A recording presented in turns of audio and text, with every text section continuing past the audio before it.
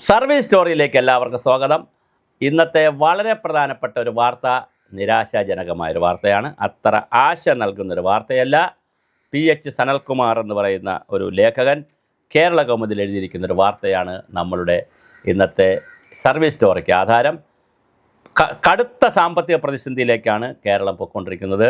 പുതിയ സർക്കാർ ആരായാലും നട്ടം തിരിയും. എക്സ് ആയാലും വൈ ആയാലും ശമ്പള പരിഷ്കരണം ഉൾപ്പെടെ നിരവധി വെല്ലുവിളികളാണ് പുതിയ സർക്കാരിനെ കാത്തിരിക്കുന്നത്. കിഫ്ബി വായ്പാ തിരിച്ചടവ് 3 ഇരട്ടിയായി വർദ്ധിക്കാൻ സാധ്യതയുണ്ട്.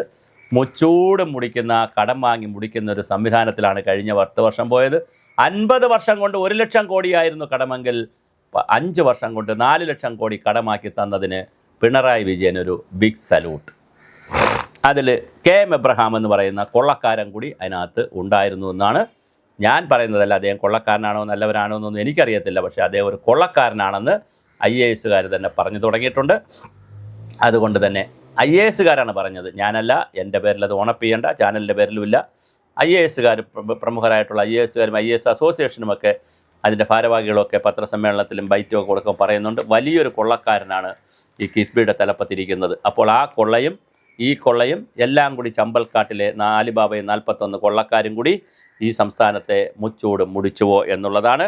ഒട്ടേറെ വാഗ്ദാനങ്ങളും അതിലേറെ പ്രതീക്ഷകളും നൽകി എത്തുന്ന പുതിയ സർക്കാർ സാമ്പത്തിക ഞെരുക്കത്തിൽ നട്ടം തിരിയാനാണ് എല്ലാ സാധ്യത. കിഫ്ബിയുടെ വായ്പ തിരിച്ചടവ്, വർദ്ധിക്കുന്ന ധനക്കമ്മി, പുറമെ കേന്ദ്ര സർക്കാരിൻ്റെ സാമ്പത്തിക നിയന്ത്രണവും കടമെടുക്കാൻ പരിധി വെട്ടിക്കുറയ്ക്കലും എല്ലാം കൂടിയാകുമ്പോൾ വലിയ പ്രതിസന്ധിയിലേക്ക് പോകും. ശമ്പള പരിഷ്കരണം നടപ്പിലാക്കിയാൽ 25,000 കോടി രൂപയുടെ അധിക ബാധ്യത ഏറ്റെടുത്തുകൊണ്ട് മുന്നോട്ട് പോകാൻ കഴിയുക കൊണ്ടാണ് രണ്ടാം പിണറായി സർക്കാർ തുടങ്ങിയത്. അടുത്ത ശമ്പള പരിഷ്കരണം വരികയാണ്. DA കുടിശ്ശികയായി മുൻകാല പ്രാബല്യത്തോട് കൂടിയിട്ടുള്ള പലതും കൊടുക്കാനുണ്ട്. എന്നാൽ അതൊക്കെ തടിപ്പി ഒരു ഉത്തരവിലൂടെയൊക്കെ ഇങ്ങനെ ഉരുട്ടി കൊണ്ടുപോയി. എന്തായാലും കേന്ദ്ര സർക്കാർ സാമ്പത്തിക നിയന്ത്രണം കടുപ്പിച്ചതോടെ ഏത് നിമിഷവും ശമ്പളം മുടങ്ങുമെന്നുള്ള അവസ്ഥയിലേക്കാണ്. ഇതിനിടയ്ക്ക് ഹിമാചൽ പ്രദേശിൽ ശമ്പളം മുടങ്ങി. ആന്ധ്രാപ്രദേശിൽ, തെലങ്കാനയിൽ 50% ശമ്പളം മന്ത്രിമാരത് കട്ട് ചെയ്തു. MLA-മാരത് കട്ട് ചെയ്യുന്നു. പല സംസ്ഥാനങ്ങളിലും ശമ്പളം മുടങ്ങുന്നു. MLA-മാരുടെ മന്ത്രിമാരുടെ ശമ്പളം കട്ട് ചെയ്യുന്നു. അങ്ങനെ വലിയ രീതിയിലാണ് പോകുന്നത്. ഇവിടെയും അതിനനുസരിച്ചുള്ള വലിയ പ്രതിസന്ധിയാണ് വരാനിരിക്കുന്നത്. തദ്ദേശ സ്വയംഭരണങ്ങളുടെ ഫണ്ടിൽ ഏകദേശം 2,700 കോടി രൂപ നൽകാതെയാണ് സർക്കാർ കാലാവധി പൂർത്തിയാക്കിയത്. അവർക്കും പൈസയൊന്നും കൊടുക്കുന്നില്ല. 50% പോലും കൊടുത്തിട്ടില്ല. 25% പോലും അവർ ചിലവാക്കിയിട്ടുമില്ല. നോക്കുകുത്തിയാക്കുന്ന പഞ്ചായത്ത് രാജ് സംവിധാനവും കടമെടുപ്പ് പരിധി കേന്ദ്രം വെട്ടിക്കുറച്ചതിനാൽ സാമ്പത്തിക വർഷാവസാനം 7,000 രൂപയുടെ കടമാണ്, അല്ലെങ്കിൽ അധിക ബാധ്യതയാണ്, കുറവാണ് നമുക്കുണ്ടായിട്ടുള്ളത്.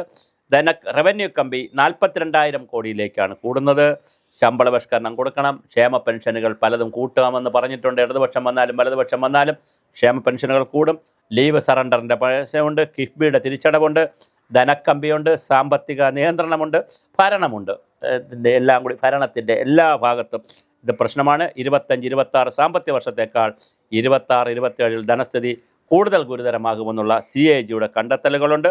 25-ലെ മൊത്തം റവന്യൂ കമ്പി 28,227 കോടിയാണെങ്കിൽ അത് 26 നവംബർ ആയപ്പോൾ 37,788 കോടിയിലേക്ക് മാറി. ഇനി അത് 42,000 കോടിയിലേക്കാണ് റവന്യൂ കമ്പി നീങ്ങുന്നത്. ശമ്പള പരിഷ്കരണത്തിന് 20,000 കോടിയിലെ രൂപ ആനുകൂല്യം കുടിശ്ശിക കൊടുക്കാൻ 10,000 കോടി രൂപയും ഇനി വേണ്ടി വരും. അങ്ങനെ തന്നെ ഒരു 30,000 കോടി രൂപ ഇനി ആവശ്യം വരും. അടിസ്ഥാന സൗകര്യ വികസനത്തിനും കിഫ്ബി 1.24 ലക്ഷം കോടിയുടെ പദ്ധതികൾ ഏറ്റെടുത്തിട്ടുണ്ട്. നിലവിൽ പ്രതിമാസം 3,200 കോടിയാണ് തിരിച്ചടവ്. ഇതും ഇനി 3 ഇരട്ടിയാകാനുള്ള സാധ്യത വളരെ കൂടുതലാണ്. നികുതി വരുമാനം 83,731 കോടിയായി വർദ്ധിച്ചെങ്കിലും ചെലവ് 1.92 കോടിയിലെത്തി. കൂടുതൽ കടമെടുക്കേണ്ടതായിട്ട് വരുന്നു. ഈ വർഷത്തെ കടമെടുപ്പ് പരിധി കേന്ദ്രം നിശ്ചയിച്ചിട്ടില്ല. 4,200 കോടിയുടെ താൽക്കാലിക അനുമതി മാത്രമേ നൽകിയിട്ടുള്ളൂ. കേന്ദ്രം കൂടെ കടമെടുപ്പ് പരിധി മുറുകെ പിടിച്ചാൽ നമ്മൾ വലിയ പ്രതിസന്ധിയിലേക്ക് പോകും. ചേട്ടന്മാരെ, ശമ്പളം കിട്ടുക വളരെ പ്രയാസമായിരിക്കും. ധനകാര്യ കമ്മീഷൻ ശുപാർശയുടെ ഡിവിസി പൂൾ നികുതി പ്രകാരം 10,000 കോടി രൂപ വർദ്ധിച്ചതാണ് ഏക ആശ്വാസം. സംസ്ഥാനത്തുള്ള വിഹിതം 1.92% നിന്ന് 2.38% ആക്കിയിട്ടുണ്ട്. ശക്തമായ സാമ്പത്തിക അടിത്തറയിട്ടാണ് രണ്ടാം പിണറായി സർക്കാർ കാലാവധി പൂർത്തിയാക്കിയത്. സാമ്പത്തികമായ അടിത്തറയിട്ടാണ് പൂർത്തിയാക്കിയത്. അതിൻ്റെ പുതിയ നേട്ടം പുതിയ സർക്കാരിനുണ്ടാകുമെന്നും KN ബാലഗോപാൽ പറയുമ്പോഴും DA കൊടുത്തിട്ടില്ല. ശമ്പള പരിഷ്കരണം മുടങ്ങുന്നു. വലിയ പ്രതിസന്ധിയിലേക്കാണ് പോകുന്നത്. സർക്കാർ ഉദ്യോഗസ്ഥരെ, പെൻഷൻകാരെ കൊടിയെടുത്തോളൂ, മീറ്റിങ്ങുകൾ ചേർന്നോളൂ. നമുക്ക് UDF ആണ് വരുന്നു എന്നാണ് കേൾക്കുന്നത് എങ്കിൽ നമുക്ക് സെക്രട്ടേറിയറ്റിലേക്ക് മാർച്ച് ചെയ്യാം. ഇനി LDF ആണ് വരുന്നതെങ്കിൽ നമുക്ക് സെമിനാറുകൾ നടത്താം. എന്തായാലും കൊടി എടുത്തോളൂ.